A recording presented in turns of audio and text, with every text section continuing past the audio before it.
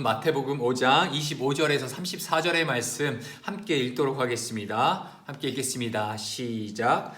12해를 혈루증으로 앓아온 한 여자가 있어 많은 의사에게 많은 괴로움을 받았고 가진 것도 다 허비하였으되 아무 효험이 없고 도리어 더 중하여졌던 차에 예수의 소문을 듣고 무리 가운데 끼어 뒤로 와서 그의 옷에 손을 대니 이는 걔가 그의 옷에만 손을 대어도 구원을 받으리라 생각함일러라.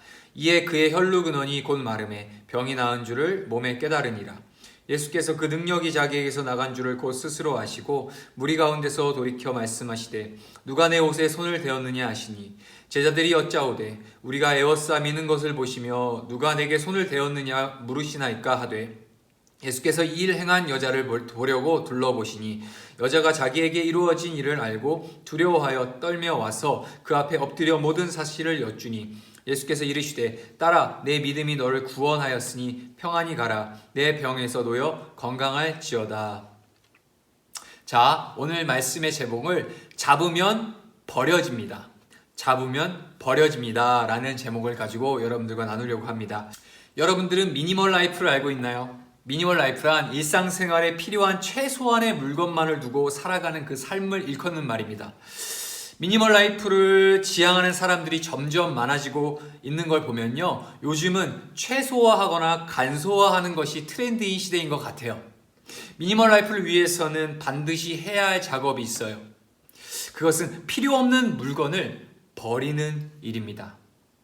이사할 때도 마찬가지죠. 버려야 할 것들은 과감히 버려야지 그 새로운 보금자리에서 아주 쾌적하게 살아갈 수 있겠죠. 그런데요, 여러분들이 오늘 이 본문 안에서 집중해야 할 중심 주제가 있습니다. 그것은 버림이 아니라 붙잡음입니다. 제목처럼 잡으면 버려집니다 라는 제목으로 여러분들과 나누려고 하는데요. 먼저 본문을 보도록 할게요.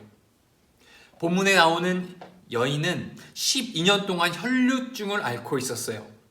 그런데 예수님을 붙잡음으로써 그녀가 구원을 얻게 되죠. 당시 그 율법에 의하면요, 여인이 피를 흘리면 부정한 것이기 때문에 피를 흘리는 그 동안에 그 누구와도 접촉을 하면 안 되었어요. 그런데 그 여인은 무려 12년 동안 피를 계속 흘려왔었기에 사람과의 접촉은 물론이었고 사람들이 있는 곳 근처도 갈 수 없었던 상황이었어요. 사람 근처도 갈 수 없는 상황이다 보니 당연히 일을 할 수도 없었을 것이고요. 일을 못하니 당연히 가난할 수밖에 없던 삶을 그녀는 살 수밖에 없었겠죠.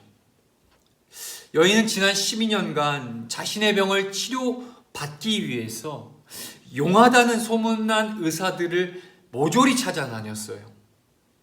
그리고 그 가지고 있던 전부를 그 치료비로 허비했다고 성경은 기록하고 있어요. 그러나 그녀의 병은 결국 고침을 받지 못했죠.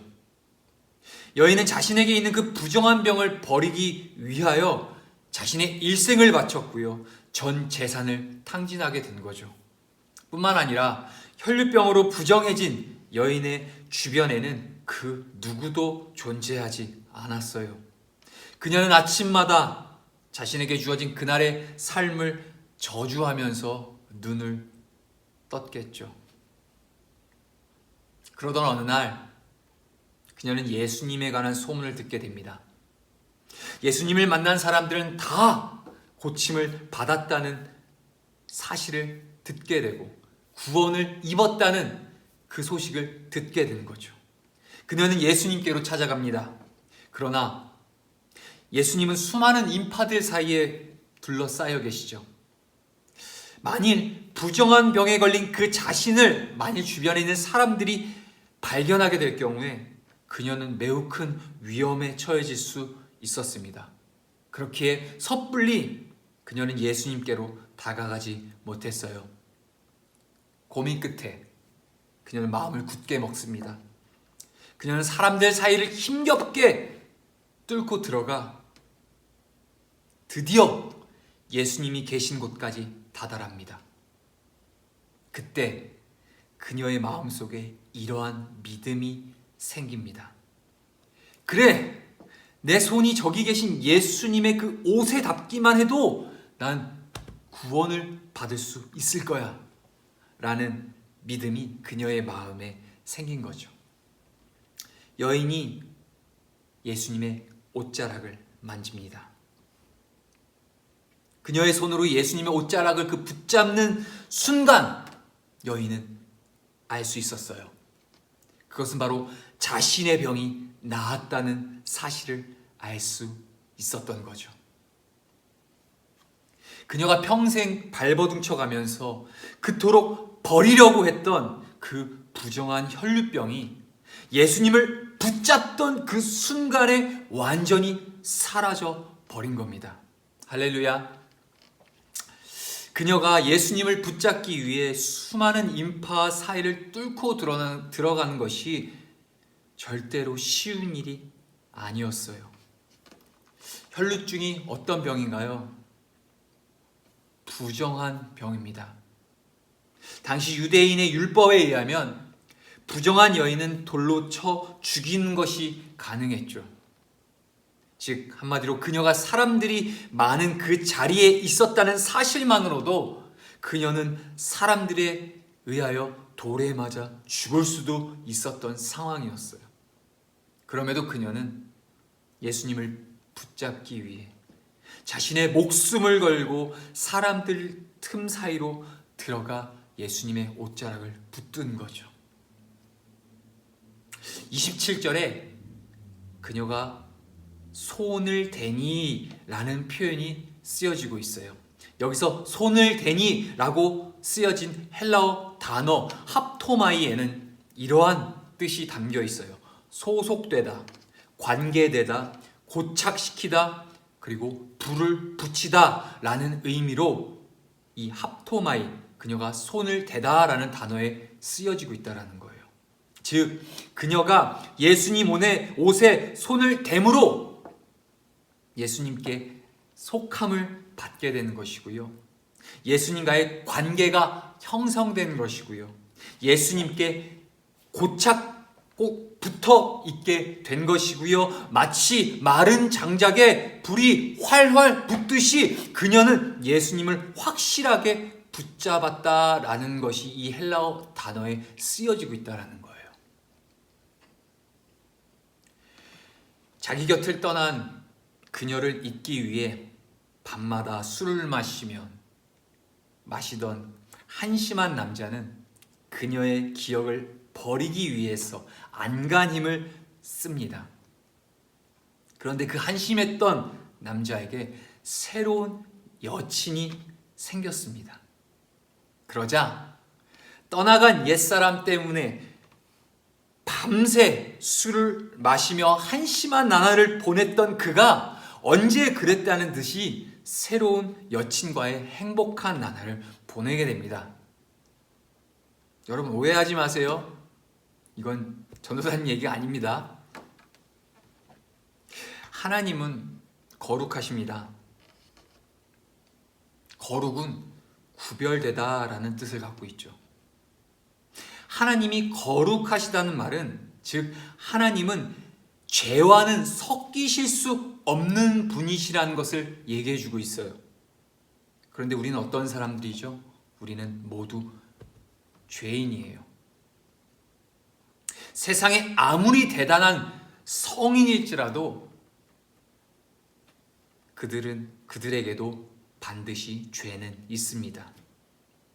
죄인된 우리는 거룩하신 하나님을 만날 수 없는 존재라는 사실이에요. 이해가 되세요? 세상에 죄 없는 인간은 어느 누구도 존재하지 않는다고 사도 바울은 로마서를 통해 이렇게 얘기하고 있어요. 한번 함께 읽어볼게요. 로마서 3장 10절 시작. 기록된 바 의인은 없나니 하나도 없으며. 아멘. 사람은 아무리 발버둥 쳐도 자기 스스로 죄의 문제를 해결할 수 없어요. 여러분들에게 묻고 싶어요. 여러분들은 과연 죄인인가요? 의인인가요? 저와 여러분들은 모두 죄인입니다. 그러나 하나님께서는 예수 그리스도를 믿는 우리를 향하여서 의롭다고 칭하여 주시죠.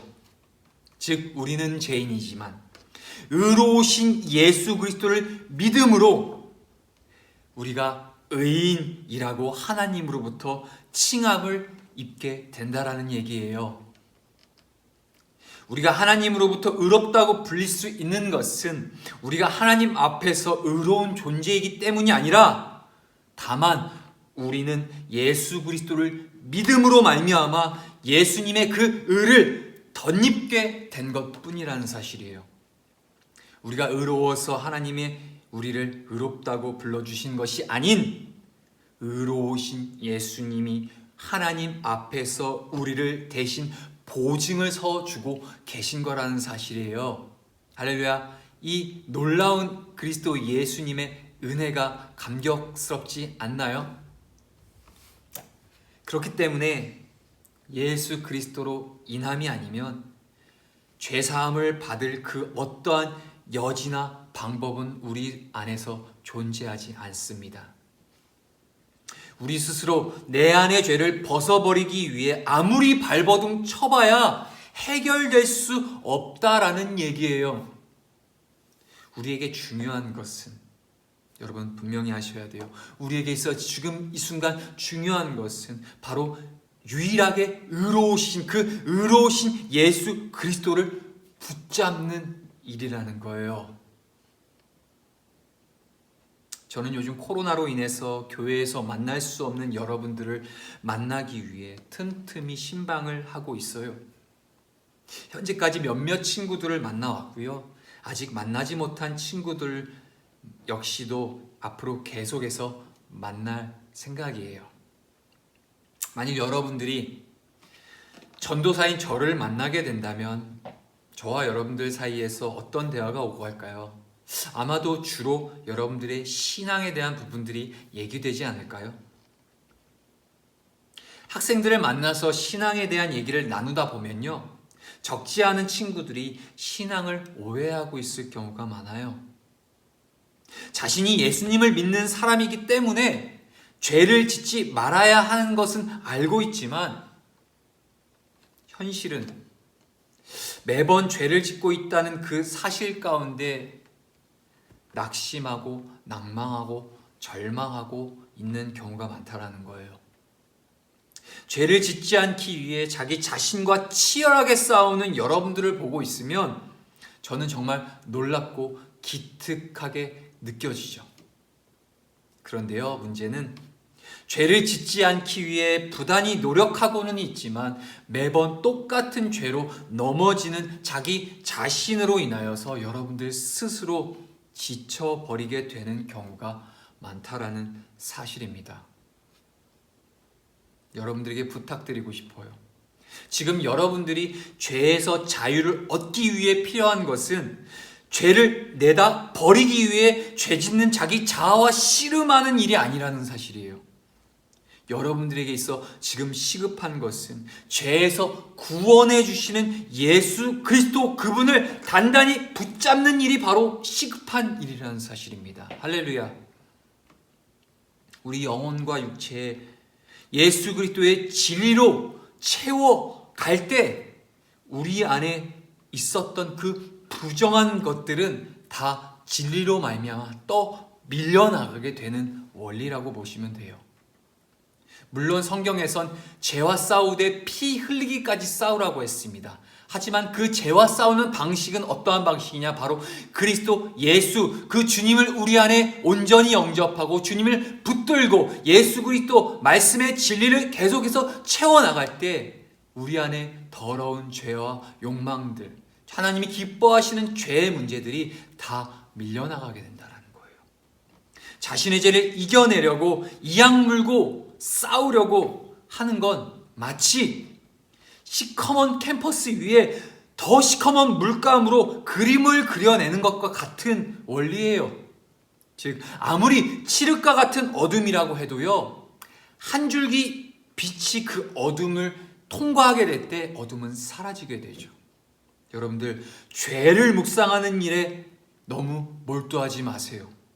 다만 빛 대신, 진리 대신 예수 그리스도, 그분을 깊이 묵상하고 하나님의 말씀을 붙잡아 주 안에서 자유함을 누리고 하나님의 자녀된 승리를 이뤄내실 수 있기를 간절히 소망합니다.